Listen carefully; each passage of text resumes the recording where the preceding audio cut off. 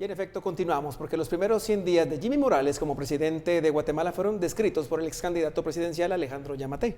Así es, y lo hizo como un gobierno de malos chistes y pocas acciones. Como no tiene conocimiento, no tiene un plan de gobierno, no tiene un equipo, no tiene ideas, un gobierno que no ha logrado generar confianza y credibilidad y por lo tanto no hay estabilidad. El ex candidato, dentro de su análisis, destaca la crisis que enfrenta la actual administración, una crisis política en la debilidad de sus instituciones, como el Congreso de la República, la Corte Suprema de Justicia, en el mismo Ejecutivo y una crisis social.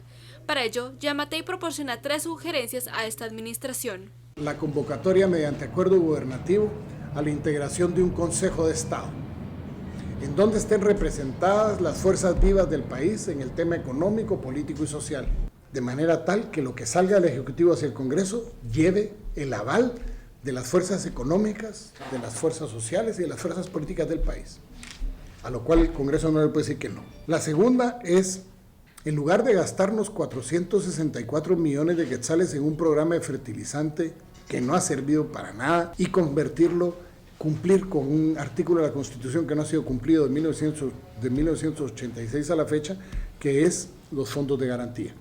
Y el tercer tema, que es la creación del Fondo de Garantía para la Vivienda Urbana, eso significaría 50,000 viviendas al año en un país que está creciendo con una demanda de 45,000.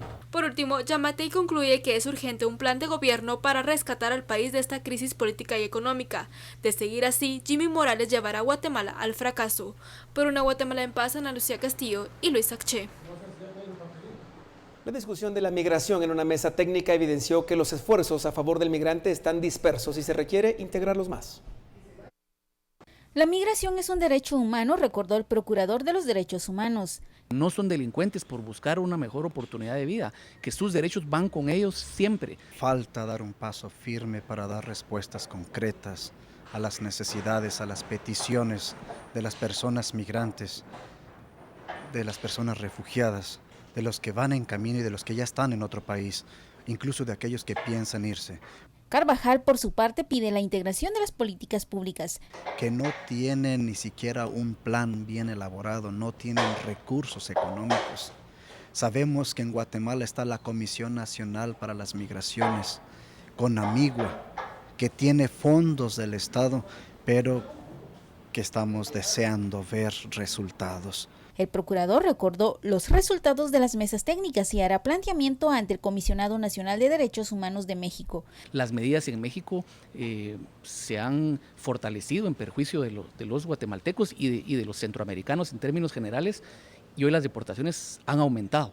El trato también inhumano sigue siendo una constante. También rechaza las declaraciones del presidente Jimmy Morales cuando habló que los migrantes son mano de obra barata.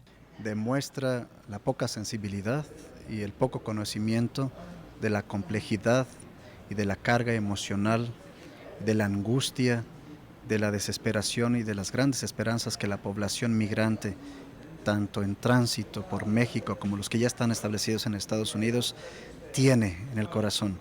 Por una Guatemala en paz, Ana Lucía Morales y Byron Secaida. Y un operativo de la Marina Mexicana liberó el miércoles a 49 migrantes centroamericanos en una casa en Reynosa, en el estado de Tamaulipas, fronterizo con los Estados Unidos, una de las principales vías de entrada de migrantes y también uno de los territorios controlados por el crimen organizado. La casa se encontraba en una urbanización de vivienda a 8 kilómetros de la frontera con Texas. La Marina informó que localizó el lugar del secuestro por una denuncia anónima. Entre los migrantes había 26 salvadoreños, 3 menores de edad, 17 guatemaltecos y 6 hondureños. El comunicado no especifica cuánto tiempo llevaban secuestrados. Pese a ser víctimas de secuestros, serán devueltos a sus países de donde migraron por la violencia.